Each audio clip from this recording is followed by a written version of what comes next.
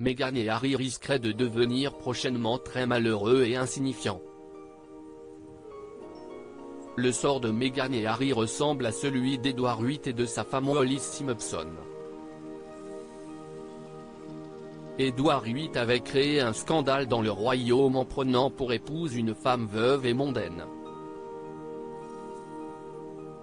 Le couple s'était exilé en France, perdant de son aura au fil des ans. S'y est une longue dégringolade qui attendait Harry et Meghan en prenant leur distance avec Buckingham Palace. Exilés aux États-Unis depuis plus de 2 ans, les Sussex ne reviennent que sporadiquement au Royaume-Uni. Des excursions qui se sont raréfiées avec la pandémie de coronavirus et ses restrictions.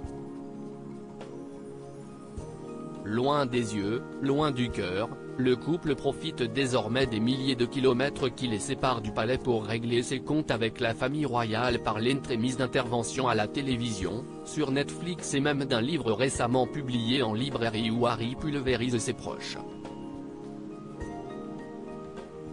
À force de déverser leur venin, les Sussex risqueraient bientôt de n'avoir plus rien à dire d'intéressant, selon un certain Tom Quinn qui les compare à Edward VIII et sa femme Wallis Simpson dans son livre à paraître, Gilded Youth, A History of Growing Up in the Royal Family, From the Tudors to the Cambridge. Il vivait dans cette belle maison en France, mais nous savons qu'il était désespérément malheureux. Je pense qu'Edward VIII, lorsqu'il a abdiqué et est allé vivre en France, pensait qu'il resterait un personnage important, explique celui-ci dans les pages du Daily Express. Un même sort peu enviable pendrait-il au nez des Sussex? Je crains que Harry ne devienne comme Edward VIII et que Meghan ne devienne comme Madame Simpson, très malheureux et insignifiant.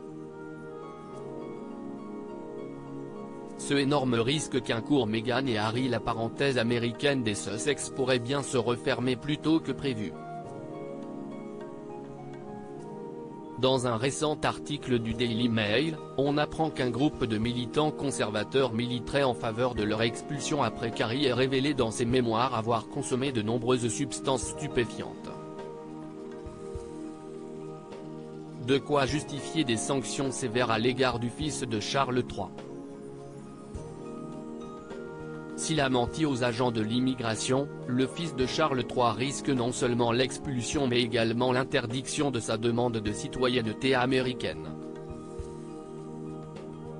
Une mise au point de la part de Harry s'avère plus que jamais nécessaire selon Mike Cole, directeur du projet de surveillance de la Heritage Foundation. Cette demande est dans l'intérêt public à la lumière de la révocation potentielle du visa du prince Harry pour consommation de substances illicites et d'autres questions concernant la consommation de drogue du prince et s'il a été correctement contrôlé avant d'entrer aux États-Unis.